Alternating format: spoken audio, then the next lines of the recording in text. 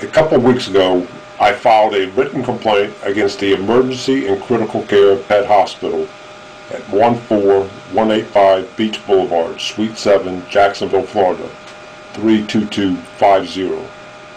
In my complaint, I pointed out the numerous other complaints against this vet on the Yelp website, YELP.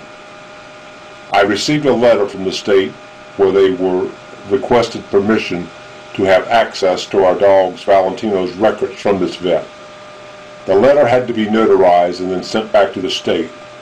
It cost me $10 to do this. It would have been worth $1,000 if it caused this vet 0.1% of pain as they caused our family. I then paid $7 for certified return receipt mail back to the state. Again, that would have been worth thousands of dollars if it caused just 0.1% of pain that this vet caused our family. An investigator with the state of Florida called me to let me know that the state had got our letter and they had now permission to access our dog's records. This investigator was very kind. He promised to investigate our complaint thoroughly. I informed him about the Yelp Pet Review website and the other complaints against these people. Check out any veterinarian before you ever use them. Our regular veterinarian is really fantastic. This so-called emergency vet I would not and could not recommend to my most hated enemy or anyone else. You would be better off taking a gun, putting it in your pet's mouth, and pulling the trigger than use these people at Emergency and Critical Care Pet Hospital. If you go to the Yelp review website, you may not see my complaint about this bad vet on the first page. For a long time, Yelp had the complaint hidden on a second page, along with 4 other bad complaints against this really bad vet. As of today, they have moved my complaint back to the first page. Still, there are 4 bad complaints on the second page, and you really don't know they're there. To see these, you have to go to the bottom of the first page. You will see in a light gray line, I'm talking like a light gray on a white background, it says 5 filtered in parentheses. Now, it doesn't tell you anything else. You have to put your cursor over this and click on it.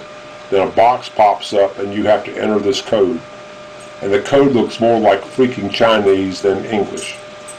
I had to do it 3 or 4 times to get the right code to see what was on the next page.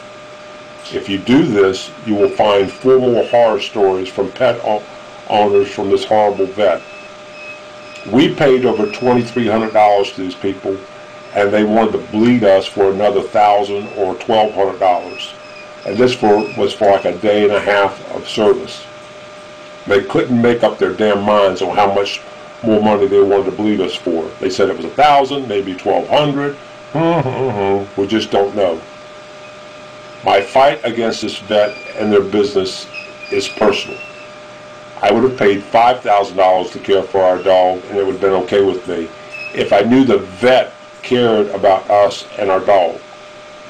This vet did not care about us or our dog. They only cared about how much money they could get from us. Now, everything I have stated is 100% true and accurate. I do not want my money back. The money I paid these people is theirs. That is not the purpose of my fight. I want other pet owners to be warned about using bad veterinarians.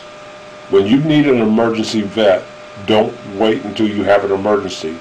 Go out now, research, check on vets.